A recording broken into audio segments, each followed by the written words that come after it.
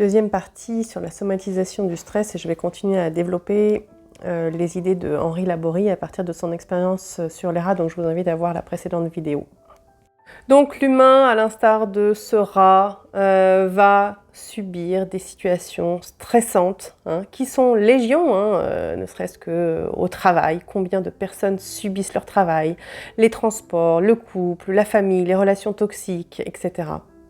Alors pour beaucoup, on se sent prisonnier de ces situations et on va continuer de subir parce qu'on a des peurs, parce qu'on n'ose pas s'affirmer et donc on va chercher des exutoires pour arriver à supporter le stress. Donc bien souvent ça va être le sport, on va aller à la salle de boxe après le travail, ou on va courir tous les jours, ou alors les addictions, on va boire, on va manger, ou encore on va chercher à s'endormir, à ne pas y penser en regardant des séries télévisées ou en jouant aux jeux vidéo pour fuir sa vie.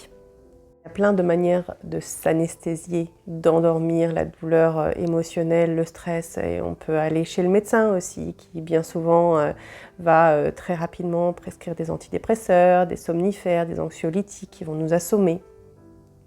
Mais nous avons certainement oublié au plus profond de nous que nous ne sommes pas un rat prisonnier d'une cage.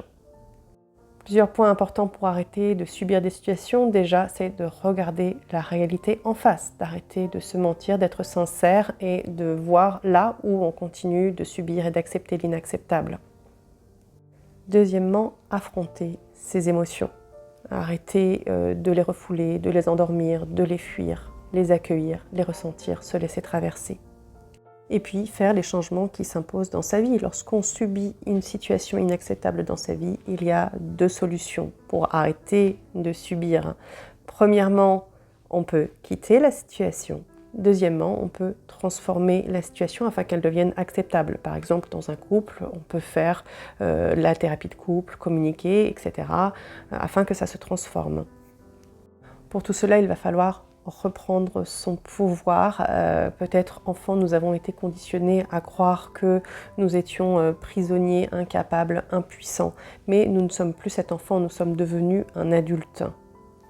Et je vais terminer avec la métaphore de l'éléphanto. C'est l'histoire de ce petit éléphant. Quand il était petit et faible, on l'attachait avec une grosse chaîne à sa patte et à chaque fois qu'il essayait de partir, il était retenu par la chaîne, c'était impossible. Et puis il a grandi, il est devenu un gros éléphant puissant et fort. Mais dans sa tête, il continue à croire qu'il est prisonnier alors qu'il est attaché juste par une petite corde qu'il pourrait très facilement casser pour partir.